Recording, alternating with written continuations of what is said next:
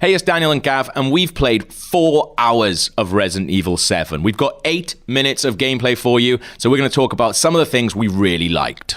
So this is where our demo started. We're roughly about half an hour into the game, something like that. Yeah, you've been abducted by the Baker family, Yeah. and you've been separated from your partner, Mia. Yeah, and you're not quite sure like what's going on. Like, we weren't told really what's happened to bring you here or anything like that. You basically see that little dinner scene that is in the trailers, and then that's it. You've basically got to escape, and I wasn't sure when I first started playing this if I was actually going to be able to play it. It's a very hands-off game. There's no tutorial, horrible. there's no guidance, there's nothing in your inventory. Yeah. And you're scuttling around the main house, and you can hear Jack, that's Jack Baker, Yeah. just kind of in the distance, and he begins to follow you. So he's kind of this obstacle while you're exploring the house.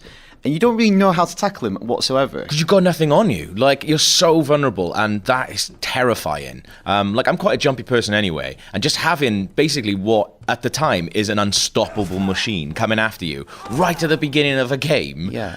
It doesn't, and as you said, like, it doesn't give you any clues of what you're meant to be doing. See, I love his design because he's kind of this like abusive father. He's a bit Jack Torrance. He's a bit Michael Myers as well. Like, you just can't do anything. You can't reason with him. He's just going to keep coming for you. He's absolute chaos, and there's a bit coming up which sort of just proves this. Like, that you've seen the bit where he chops off the other guy's arm. They just don't care about anything, and this is a perfect example of this. He doesn't care about walls. He walks through walls. Like, who's sorting that out afterwards? Oh, probably Marguerite again. So this is all going on, and when it all calms down, you get to like a really, really awesome bit of a Resident Evil game, which is like the safe house. Yeah. And you're talking to this girl on the phone. You're not quite sure who she is or what her agenda is, but she's kind of guiding you, but there's no way you trust her either. You did good, Ethan. Yeah, it's a little bit like Firewatch in that regard. You want to cling to this voice who's trying to help you through and feels friendly. Absolutely, but also suspicious of them as well. So the bit we're seeing now is basically one of the first big boss battles, which takes place in the garage. Yeah, because I think the pacing's really good, because unlike other recent Resident Evil games, you're not kind of mowing down hordes of zombies. No. You've got this one enemy who kind of dominates the first location of the main house, which is Jack Baker, and for a lot of the time he's kind of like an obstacle to avoid. Yeah. And then here it kind of escalates into this bigger set piece. Yeah. And you're not even sure if you're doing the right thing ever. I think that's the best thing about it, because you've got this gun, but it didn't seem like a lot of the time when we were doing the boss fights, like we were doing the right thing, and it was just like a couple of times we sort of looked at each other like, what is this what you're meant to be doing? I think that's the fine line, because it induces panic, because it is hands-off. Yeah. You are frantically looking around the environment for a thing to save you, Yeah. a thing to buy you time, and it doesn't really point that out. Sometimes that can be slightly frustrating, but I think it kind of works well. Now, I think this really demonstrates what Resident Evil 7 has in common with previous games in the series. Yeah. So soon the Baker house starts to open up, and you encounter puzzles and locked doors, and as you unlock those doors you start to learn more about your predicament. Yeah, you can see there, so there's a door in the background with a dog with 3 heads missing. So you know at some point you're going to be bringing back the 3 pieces to open that, which opens up the next bit. It feels kind of like when you step into the mansion for the first time and you're looking at all these different doors that you can't go through at the moment, thinking, how am I going to get through this stuff? But that's the point of it. And the puzzles are ridiculously elaborate, and intentionally so. Absolutely. There's a great line where Ethan, the character you play, says, "Who builds this shit?" Yeah. And it's like they've just gone with it. They go, "This is something that is quintessentially Resident Evil. Yeah. Let's just embrace it." So this, for me, is one of the creepiest bits of the entire game. So throughout the demo that we played, this old lady just kept appearing in different parts, and you don't see who moves her at all. You just come out of a thing and you can hear her singing in the background, and then when you approach her she stops singing, and then when you turn the corner she starts singing again. And you can't shoot her. You can't shoot tried. her, you're not allowed. Yeah, it is basically Grandpa from Texas Chainsaw Massacre. He's almost like slumped in the exact same way as him as well. Don't pass her a hammer.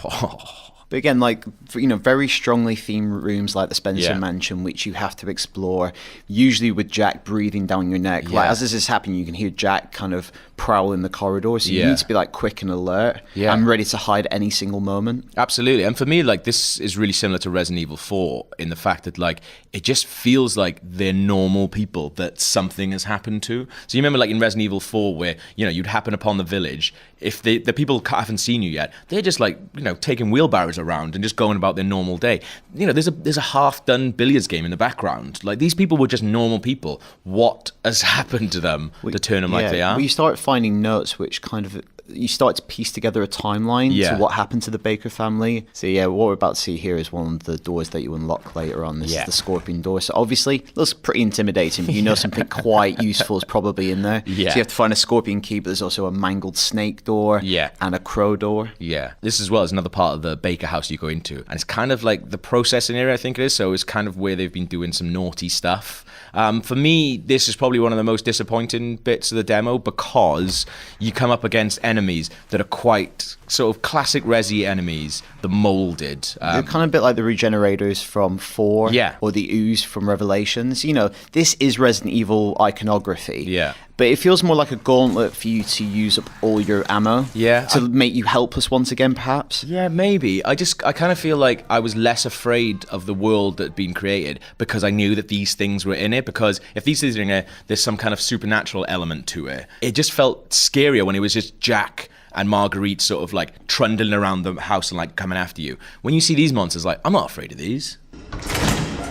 So here we're coming up to like one of the second big fights with Jack, and it takes place in such a small little area that it's so claustrophobic, and it's just not very nice at all. And you're not sure that what you're doing is the right thing. Well, it's in stark contrast to that molded bit where it's very clear that you need to kill them and go for headshots. Exactly. With this, it's so intense and so panic-inducing because you don't know what's going to help you in the situation because he is unstoppable. You're just panicked constantly, and because of that, you make these like silly mistakes. Like people always saying, like, you know, when you're watching horror films, like, why do they go upstairs? Why are they doing this? The reason you do it is because you're panicked and you have no idea what you're meant to be doing. And this game does that really, really well. Absolutely. So this is a completely new area. This is the old house that you're going around. Yeah, so this is a bit like the residence in the original Resident Evil. It lies behind the Baker mansion. Yeah. It's like balanced over the Louisiana swamp. Yeah. And what I like about it is this is the area of the game presided over by Marguerite,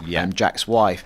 And what that does is it kind of changes the tempo and the tone of the game. Yeah. Whereas he was more kind of something out of The Shining or Halloween. She's something out of Evil Dead or The Exorcist. She's like demented and possessed. And Marguerite's the bit that happens in the VR mission as well, that I played. And there's a video of me like screaming and trying to hide from it because it's just so scary. I just don't like her laugh. She shoots bees at you. No one wants that. Another very Resident Evil enemy. Absolutely, yeah. And like, you know, the little hive thing, like that's proper Resident Evil. So what we're about to do here is actually do a very simple puzzle. But again, it's got kind of an allusion to the original Resident Evil series. You know, it's a crank. It's a classic item in Resident Evil 1. And that's where I think it strikes a really good balance. It mixes old and new. Yeah. It kind of absorbs a lot of other stuff from modern horror and classic horror without being derivative, but it also feels quintessentially Resident Evil. And it's a really hard balance to preserve, I think. Yeah, definitely. Because I think it's both confident in what makes it Resident Evil, but there's also humility about it. Yeah. Where it's gone,